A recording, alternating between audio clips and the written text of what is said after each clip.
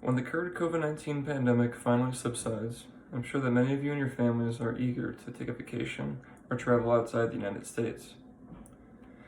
As you escape your home lifestyles and indulge in the culture of new places you've never been, one of the most notable changes will be the food selection. For us Americans, a country with roughly 36% of its 2016 adult population suffering from obesity, according to procon.org, it's safe to say that most of us are no stranger to desserts and sweet treats. As a somewhat picky eater myself, but also a true American dessert junkie, I was interested in what dessert options I might find in other parts of the world. As such, I've researched some of the unusual desserts you may come across in your next out-of-country excursion. Though unusual to us Americans, most of these desserts are common dishes in their respective regions or countries. And by understanding their origins and qualities, you may find yourself with expanded horizons or a greater appreciation for the culture of other peoples of the world.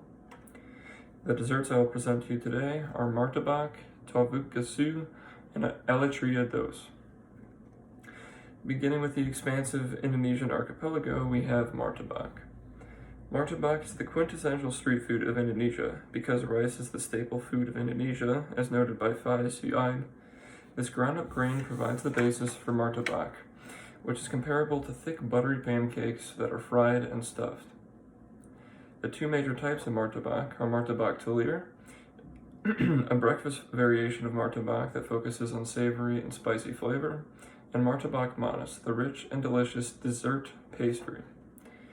While martabak talir focuses on savory and spice using eggs, meats, vegetables, fresh onions, salt, pepper, and other spices, martabak manis traditionally uses lots of butter, chocolate, peanuts, and cheese. The two traditional types of martabak remain unchanged, but through the street market culture of many epicenters of Indonesia, this classic dish has diversified greatly and made its way into the tourist's eye as a cheap yet authentic meal that completes the travel experience. Moving along, the next dessert that may sound unappetizing to most of you is tavuk gasu. A distant relative of modern pudding, tavuk gasu is known to have a taste not far from traditional rice pudding. The strange thing about this dessert, however, is that its creation begins with fresh chicken breast. In fact, tavuk gasu literally translates to chicken breast, according to Musa Dadevran, the author of the Turkish cookbook.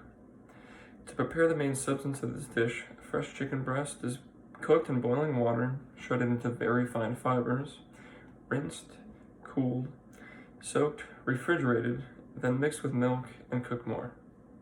Once combined with all other necessary ingredients, there should be no trace of chicken flavor whatsoever.